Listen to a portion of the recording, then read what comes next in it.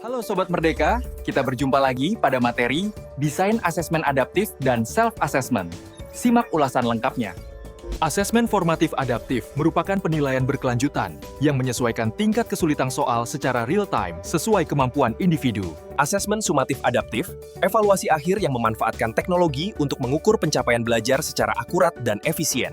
Self-assessment melibatkan individu aktif memantau kemajuan belajarnya dan mengidentifikasi kesenjangan tujuan pembelajaran.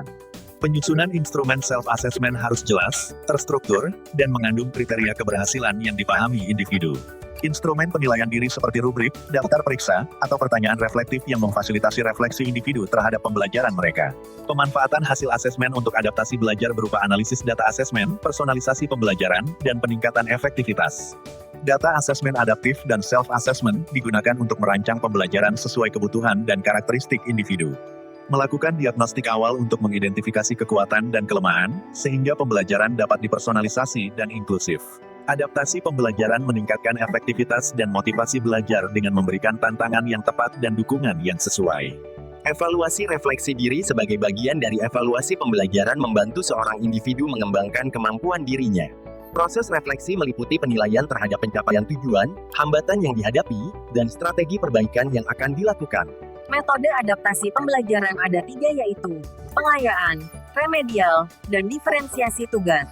Pengayaan adalah proses meningkatkan pengalaman belajar siswa melalui kegiatan ekstra yang memperdalam pemahaman terhadap materi yang sudah diajarkan. Untuk membantu seseorang mengalami kesulitan dengan memberikan tambahan waktu dan sumber daya untuk memahami ulang materinya.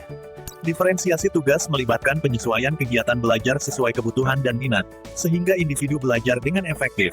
Contoh praktik evaluasi reflektif seperti jurnal belajar mingguan, diskusi kelompok, dan rubrik refleksi.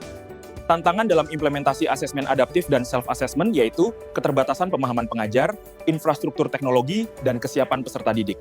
Solusi menghadapi tantangan asesmen adaptif dan self-assessment yaitu pelatihan guru, pengembangan perangkat lunak, dan pembiasaan budaya reflektif. Studi kasus sukses menunjukkan, sekolah yang mengintegrasikan CAT dan self-assessment mengalami peningkatan hasil belajar. Asesmen adaptif dan self-assessment adalah kunci pembelajaran personal dan reflektif yang efektif. Implementasi yang tepat mendukung peningkatan kualitas pendidikan dan pengembangan kompetensi siswa secara menyeluruh. Sekian, dan terima kasih telah menyimak penjelasan materi ini. Sampai jumpa pada sesi pembelajaran ke depannya.